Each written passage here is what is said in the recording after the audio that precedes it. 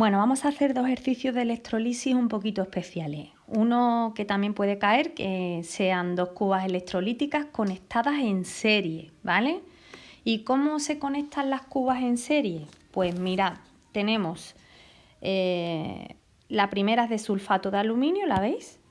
En este caso, una de sulfato de aluminio y la otra de sulfato de cobre. Bien, las vamos a pintar. Vamos a ponerla en un color negro. Ahí está.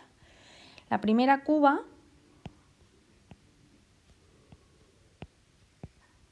y la segunda cuba. Vale, hemos dicho que en cada cuba tiene que haber un cátodo y un ánodo.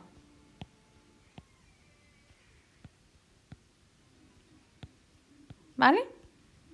Vale, entonces tendremos en el primero el polo positivo, negativo, positivo y negativo. ¿Vale? Y ahora, esto estaría así. Vamos a quitar esto de acá.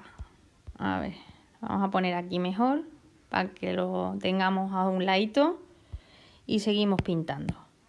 Vale, estos dos estarían unidos, estos dos, y en el último caso, aquí tendríamos la serie de pilas, ¿vale?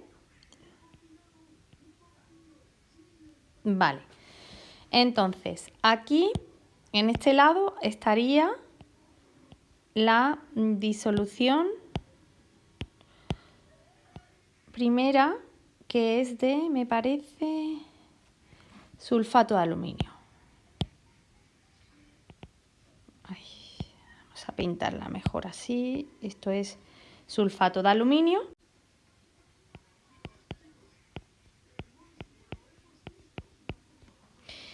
Y en la segunda, sulfato de cobre.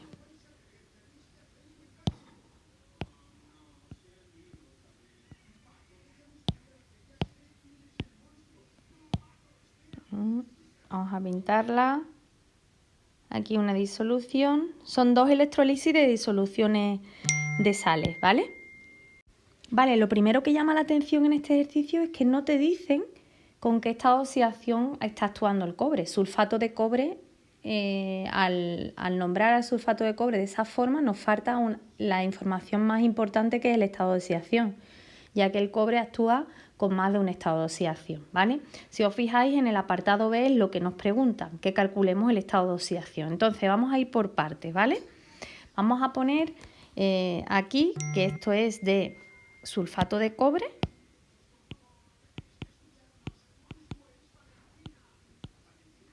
Así, indefinido, y ya veremos cómo es.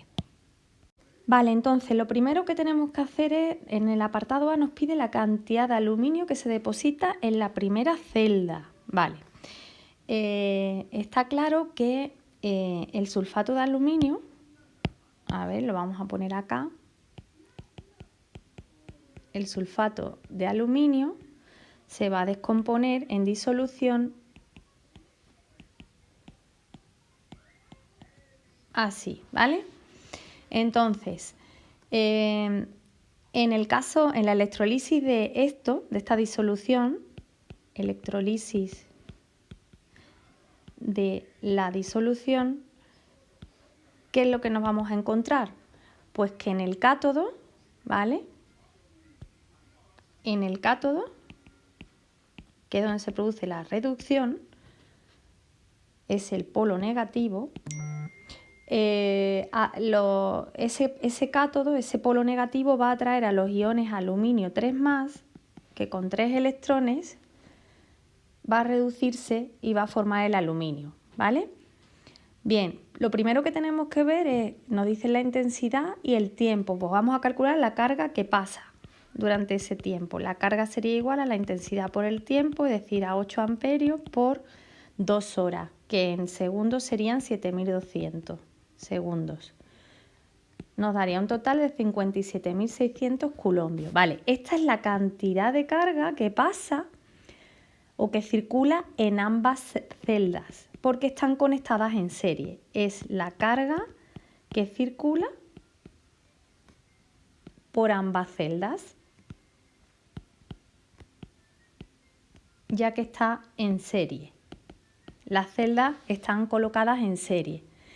Vale, entonces, este sería la reacción que ocurriría en el polo negativo, ¿vale?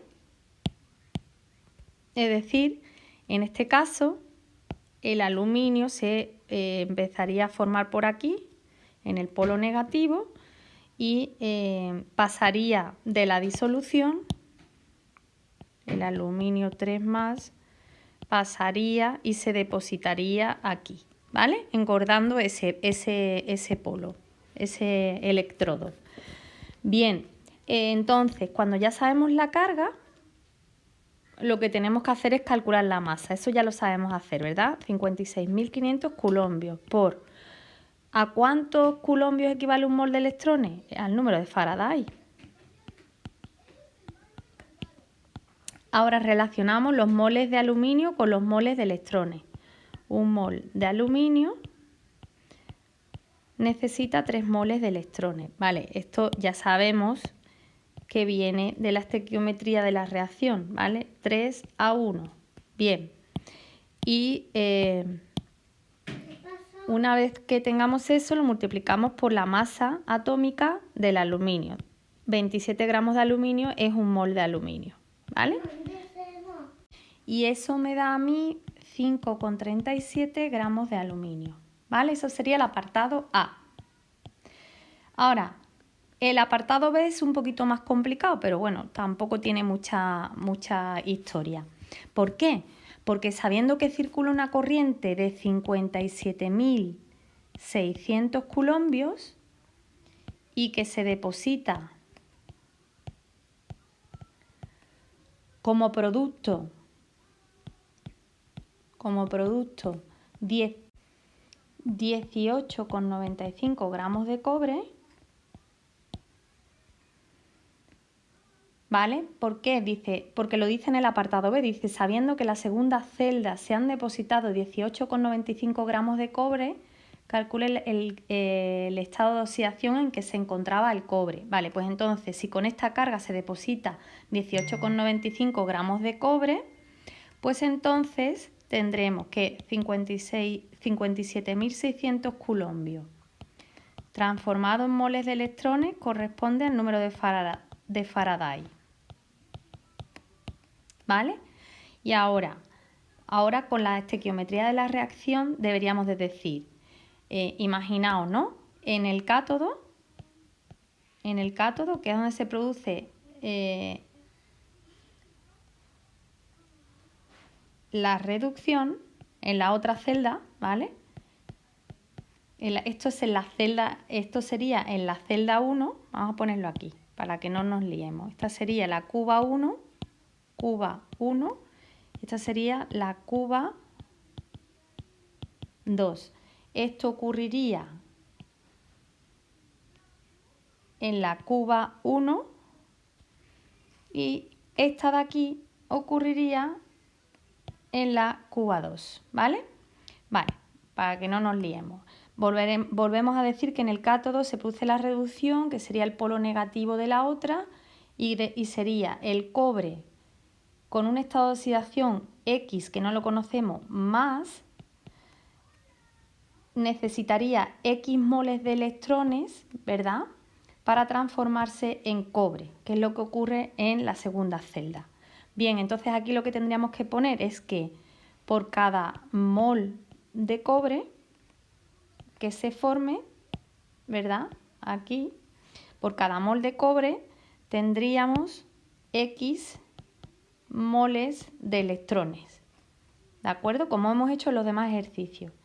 Y con la masa atómica del cobre, con un mol de cobre